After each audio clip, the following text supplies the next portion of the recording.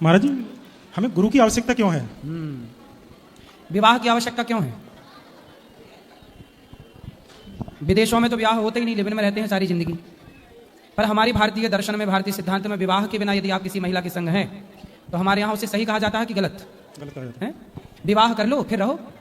जैसे विवाह एक परंपरा है, आप किसी लड़की के साथ भले पत्नी के भाव से हैं, भले स्त्री आपके साथ पति के भाव से, पर विवाह नहीं हुआ तो शास्त्र और समाज उसे मान्यता नहीं देते। उसी तरह जैसे विवाह के बिना स्त्री पुरुष का रिश्ता मान्य नहीं है, ऐसे गुरु के बिना जीवात्मा और परमात्मा का रिश्ता मान्य नहीं है।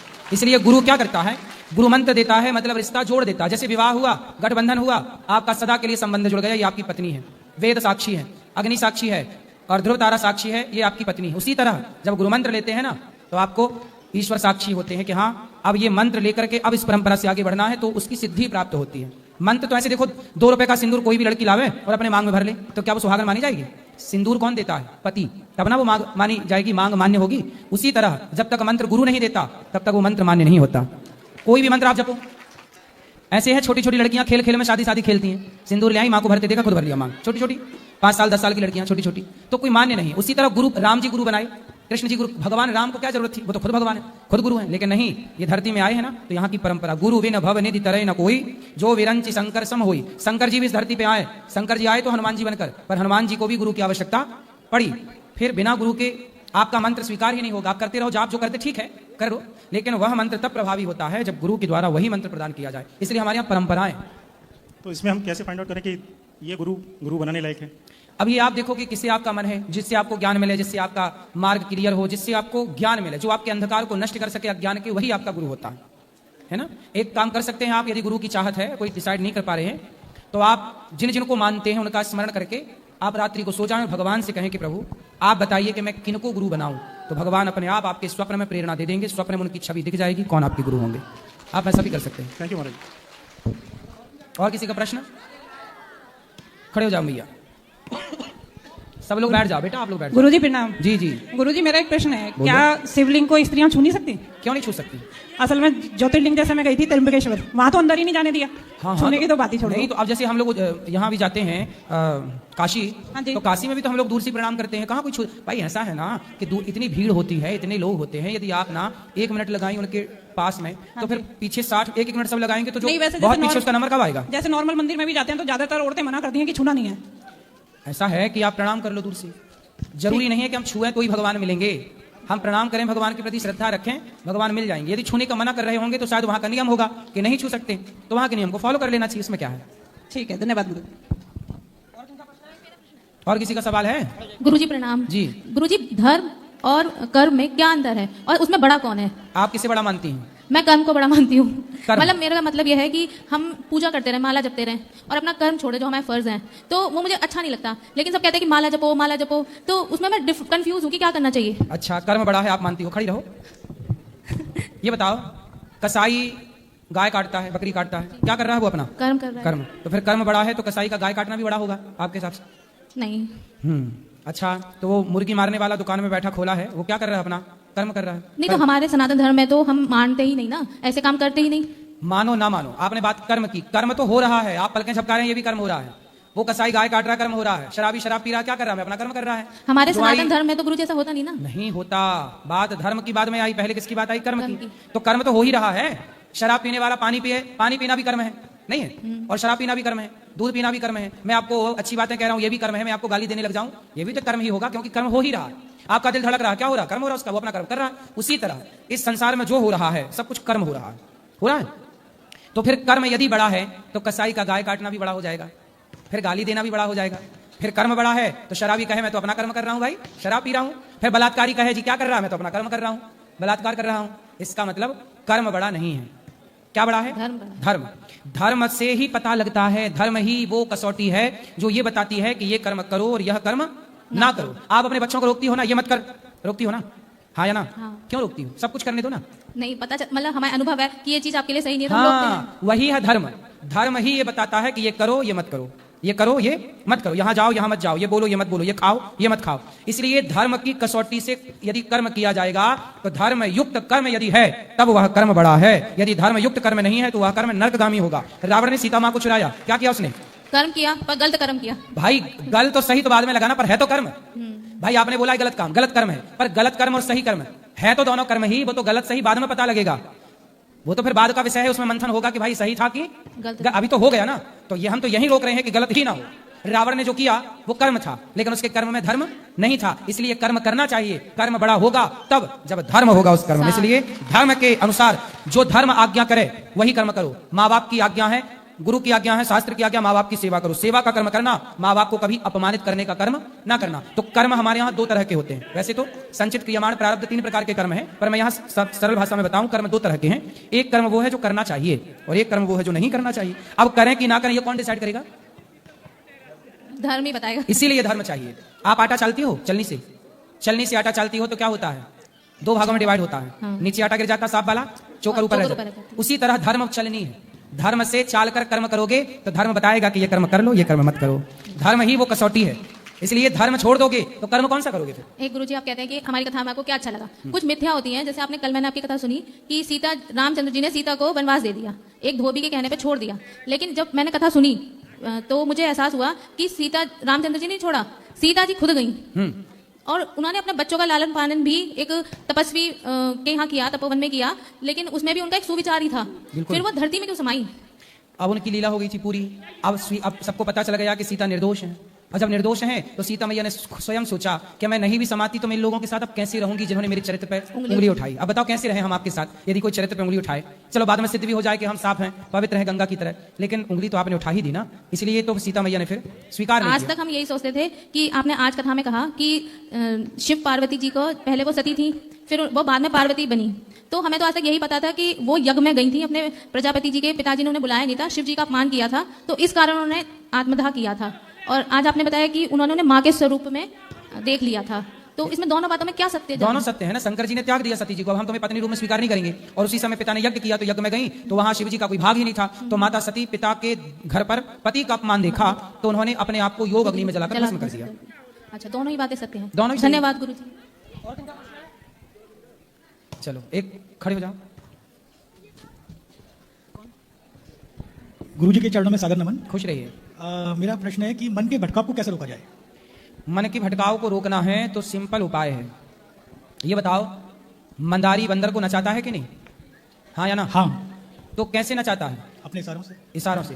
तो बंदर मंदारी के इशारों से नाचता है, आपके इशारों से क्यों नहीं नाचता? क्योंकि हमने उसको प्रैक्टिस नहीं कराई सब। हाँ, क्योंकि मंदारी ने बंदर को क्या कराया है?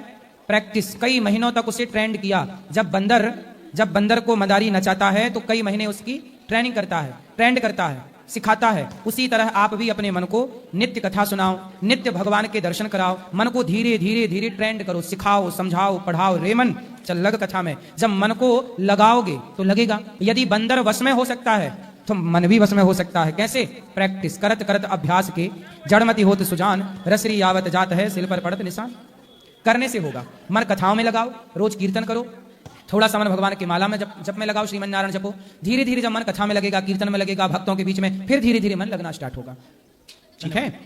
चलो उनसे बात कराओ, फिर भजन सुनते हैं, आपका आनंद से उत्सव मनाते हैं। राधे राधे गुरुजी। जी, मेरा प्रश्न ये है कि रिद्धि सिद्धि विनायक की जो अपने गणेश जी हैं, तो सबके जो भी शादी हो या किसी प्रकार का शुभ कार्य होता है तो सबसे पहले अपने गणेश जी की पूजा की जाती है। हाँ। तो गणेश जी की पूजा की जाती है। क्या शंकर जी के शादी में क्या गणेश पूजा हुआ था, नहीं हुआ था? हाँ, हुआ था ना। कहाँ पे हुआ था उधर दर्शाया नहीं गुरु जी? सब जगह दर्शाया है। शंकर जी कोई भी विवाह होगा तो गणेश जी की पूजा पहले होगी, पहला। अब आप प्रश्न कर सकते हैं कि गणेश जी तो शंकर जी के पुत्र हैं, तो शंकर जी के विवाह में उनका पूजन कैसे हो सकता है? तो सुनो, गणेश जी जो है ना वह पदवी है। जैसे ब्रह्मा किसी का नाम नहीं है, ब्रह्मा एक पदवी है। इंद्र किसी का नाम नहीं है, इंद्र एक पदवी है। उसी तरह प्रधानमंत्री किसी का नाम नहीं होता, जो वहां जाएगा वो प्रधानमंत्री कहलाएगा। राष्ट्रपति किसी का नाम नहीं होता, पदवी है। सरपंच किसी का नाम नहीं होता, वह एक पदवी। उसी तरह गणेश जी आदि गणेश हैं। शंकर जी के विवाह में जिन गणेश की पूजा हुई वह आदि गणेश थे। अभी हम लोग जिन गणेश की पूजा करते हैं उनका नाम है विनायक। जो पार्वती के पुत्र हैं उनका नाम है विनायक। नहीं, कई जगह मेरे से ये पूछी जाती है, मैं ब्राह्मण बिलोंग करता, लेकिन जो है पूछी जाती है तो मैं इसका जवाब नहीं दे पाता, इसलिए मैं गुरु जी से पूछूंगा। हाँ, तो गणेश जी सदा से हैं, क्योंकि अभी वर्तमान में शिव के पुत्र गणेश की पदवी संभाले हैं, विनायक हम कहते हैं। हम लोग जिन गणेश की पूजा करते हैं वो शिव जी के पुत्र हैं, पर शिव जी के विवाह में जो गणेश की पूजा हुई थी वो अलग गणेश थे, वो आदि गणेश थे। आदि गणेश थे। ठीक है, धन्यवाद गुरुजी। मैडम जी राधे राधे गुरुजी। जी गुरुजी मेरा 2 प्रश्न है। बोलो। मेरा पहला प्रश्न है कि कोई है मेरा जो अपना जो आपसे गुरु मंत्र लिया था, तो वो गुरु मंत्र लेने उसको 1.5 साल हो गए, लेकिन वो गुरु मंत्र लेने जब बैठी तो वहाँ लाइन में लगी थी तो उनको पीरियड आ गया था, पर वो लाइन में लगी थी तो वो गुरु मंत्र ले लिया और पूछ रही है कि ये गुरु मंत्र मानी जाएगी, दोबारा लेना पड़ेगा। अब दोबारा ले सकते हैं पवित्र भाव में, पर अब ले ही लिए हैं तो जो मिला उसे जप कर लो, दोबारा ले सकते हैं, कोई दिक्कत नहीं है। और उसी का जाप करें तो भी कोई आपत्ति नहीं, जब ले ही लिए, लेने के पहले पूछते तो समाधान होता, अब लेके ही पूछ रहे हैं तो फिर है कि अब जो मिला उसी का जाप करो। जी, और मेरा दूसरा प्रश्न है गुरुजी कि सपने में जैसे शिवलिंग आते हैं तो ये तो अच्छा होता है, हमें भी पता है, लेकिन और शिवलिंग में जब सपने में देखती हूँ तो उसके बाद मुझे घर में मेरी कोई परेशानी आ जाती है अगले दिन या दूसरे क्या दिन। परेशानी आती है? जैसे सब कुछ अच्छा रहेगा लेकिन बिना बात के कोई घर में लड़ाई हो जाएगी या कहीं से तो कोई उस दिन आप चुप रहा करो। नहीं गुरुजी, वैसे सपने में जैसे शिवलिंग देखने के बाद कोई समाचार भी आ जाती है, बुरी समाचार आ जाएगी, कोई कहीं बात कुछ हो नहीं, जाता शिव जी आए हैं ध्यान में, शिव जी को आप पीली सरसों चढ़ाया करो, भगवान शिव को लोटा भर जल चढ़ा के पीली सरसों चढ़ाओ तो स्वप्न में आएंगे, पर शुभ समाचार ही आएगा। जी ठीक है, जी गुरुजी, धन्यवाद। खुश रहिए। चलो अभी भजन कर लेते हैं, चलो इनको जल्दी कराओ, फिर अभी भजन करेंगे। चलो ये भजन तैयार जी गुरुजी आपके चरणों में सादर नमन। जी।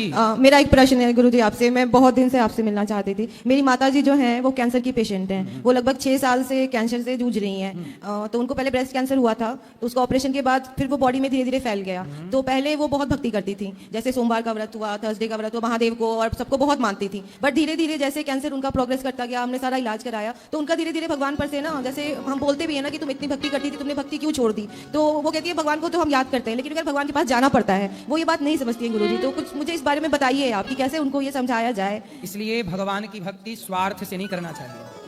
आज समाज जो भक्ति करता है उसके पीछे एक स्वार्थ होता है। जब तक स्वस्थ रहेगा, घर में सब अच्छा, तो भगवान की पूजा करेगा, कुछ गलत बिगड़ा, अरे हमने तो पूजा की, क्या हुआ? इसका मतलब ये है कि स्वार्थ है। भाई कैंसर हुआ, यह एक प्रकार की बीमारी है। ये बीमारी यदि आप परहेज करते खाने पीने में तो आपकी बीमारी ठीक हो जाती। वही गुरुजी, वो बिल्कुल परहेज नहीं करती, हम बहुत कोशिश अब करते दोषी हैं। भगवान को बनाए, भगवान कभी किसी को बीमारी नहीं देते, किसी का नुकसान नहीं करते। भगवान हर व्यक्ति अपने कर्म का फल भोगता है, को ना काहू को सुख दुख कर दाता, निज कृत कर्म भोग सब भ्राता। हाँ जी। दशरथ जी अपने प्राणों को त्यागे तड़प तड़प कर, उसमें दोष किसी का नहीं था, दशरथ जी के ही अपने कर्म थे। भीष्म पितामह को बाणों की सैया पर लेटना पड़ा, किसी का दोष नहीं था, उनके ही अपने कर्म थे। कर्मों का दंड तो पितामह को भोगना पड़ा, भगवान राम के पिता को भोगना पड़ा, तो वो कैंसर वाली मैया को भी भोगना पड़ेगा। पर भगवान की शरण में रहेंगी तो कल्याण होगा, सब अच्छा होगा। गुरुजी उनके लिए कोई ऐसा मंत्र या कोई जाप करने की केवल कोशिश- श्रीमन नारायण जपें और खाने में परहेज करें, कैंसर ठीक हो जाता है। इसकी कोई बहुत दिक्कत वाली बात नहीं है। कैंसर हो गया है तो उनको नीम खिलाओ, नीम के पत्ते ज्यादा चबाएं। साथ ही आप उनको बोलना कि रोटी चावल सब्जी दाल थोड़ा कम करें और सलाद पे जिंदा रहें, कुछ दिन फल पे जिंदा रहें, और खाने पीने पे ज्यादा खट्टा और कड़वा इसका प्रयोग करेंगे। नीम के पत्ते, मीठी नीम खाएं, कड़वी नीम खाएं। इसको खाने से, रेगुलर करने से, अभी सिद्धू की पत्नी का कैंसर आखिरी स्टेज पर था और ठीक हो गया। उसने बताया, वो वाली वीडियो दिखाओ सिद्धू वाली, अब उसका ठीक हुआ खाने पीने से, ठीक करने से, तो आपका भी होगा। भगवान को दोष क्यों देना है जब आप ठीक कर सकते हैं खा पी के। तो चलो आप भजन कर लो, फिर करेंगे गाड़ी वाले भैया से बात करेंगे भजन के बाद। चलो झूम लो एक बार, चलो नाचेंगे झूमेंगे। हाँ कराओ भैया भजन। बोल बांके बिहारी लाल की जय। सतीश भैया माइक चालू करें। राधे श्री राधे। हाँ बोल बांके बिहारी लाल की जय। हे दुनिया वालों, दुनिया वालों, हे दुनिया वालों, दुनिया वालों। बोलो वो माइक चालू कर दे लाला। ओ माइक वाले भैया सो गए क्या? चालू करो।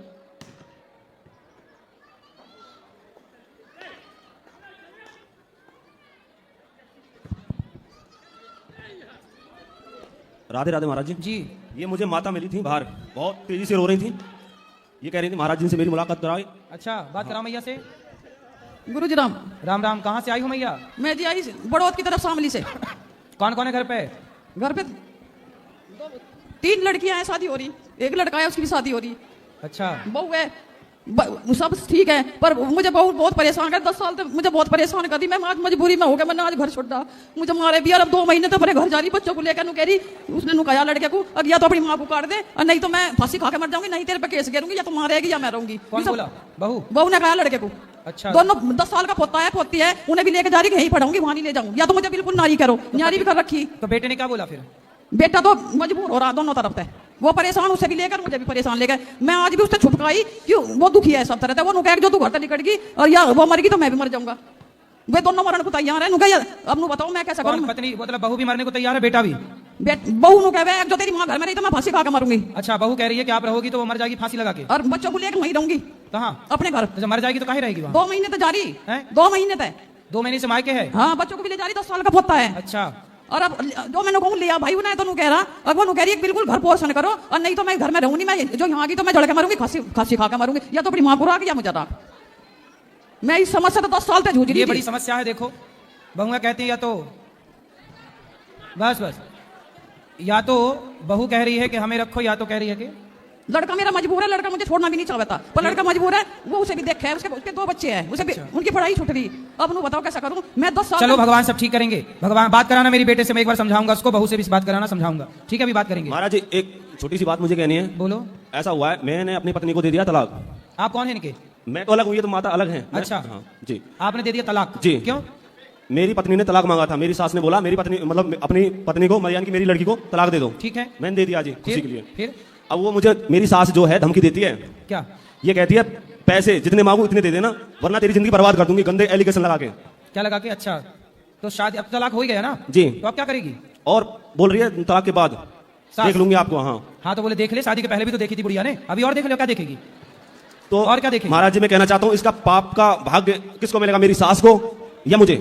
भाई देखो, सास ने यदि तलाक कराया है, सास के कारण तलाक हुआ है, तो पाप की भागीदार वो है। आपने कोई गलती की होगी तो आप पाप की भागीदार। महाराज जी, मैंने कोई गलती नहीं की, मैं अपनी पत्नी से अब भी प्यार करता हूँ, और वो पहले भी आया था। वो आपसे प्यार करती है? वो प्यार थोड़ा थोड़ा करती थी, अब नहीं करती है महाराज जी। आप किससे करने लग गई? पता नहीं महाराज जी, सच में अब भी प्यार करता हूँ। मैं ये कहता हूँ डिवोर्स कैंसिल करा दूंगा, सच में। पत्नी जी, शीतल जी, मैं आपसे प्यार करता हूँ। हाँ। खुल्लम कहता हूँ सारे लोगों के सामने। महाराज जी, मैं और किसी से प्रेम नहीं करता हूँ, आज भी कह रहा हूँ, पहले भी किया था। सास तो धमकी दे रही है, देख लूंगी। महाराज जी, यही तो दिक्कत है, क्या करें? सास रहने नहीं दे रही है? नहीं महाराज जी, घर तोड़वा रही है ना, सबसे लंबा हाथ उसी का है। कितनी उम्र है सास की? समथिंग होगी 50 के लपेट में होगी। अरे अभी तो लंबी जिएगी। हाँ। तो महाराज जी क्या करें बताओ? मैं चाहता हूँ अपनी घरवाली से प्रेम करूं महाराज जी, सच में। अब आप देखो, पति पत्नी के बीच में सास टांग अड़ाई बैठी है, अब घोर नरक जाएगी, नाली का कीड़ा बनेगी, सास नहीं बनेगी? बताओ, ऐसी है कुछ माताएं, पति पत्नी के बीच में घुस जाती हैं। महाराज जी, मैं कोई गलती नहीं है महाराज जी, मैं अभी कहता हूँ, हृदय में तलाक दे नहीं रहा था महाराज जी।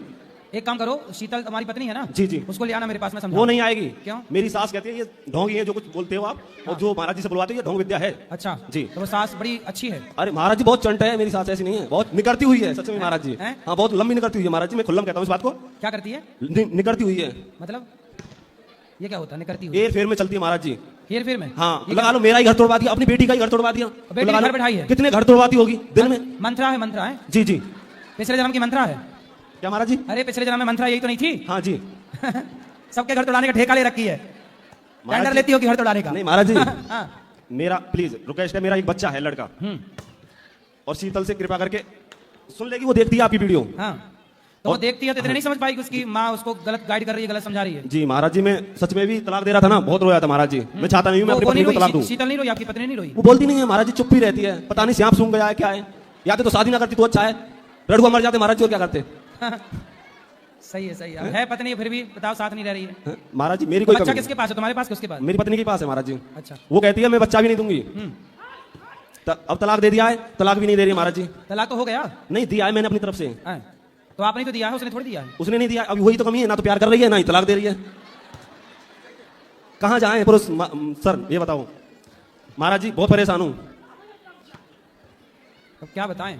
ऐसी कोई गुरु दक्षिणा दे दीजिए, या तो मेरी पत्नी आ जाए या मुझे मार दीजिए महाराज जी, सच में मैं चाहता नहीं हूँ अन्य नारी से मैं किसी से प्रेम करूं, या मोह मान लीजिए, कुछ भी मान लीजिए। सुनो, अन्य नारी आरी छोड़ो, तुम खूब सारा पैसा कमाओ और पैसे से समाज की खूब दीन दुखियों की सेवा करो। और मरना क्यों? मरना है, मरना नहीं है, जब तक है मर तो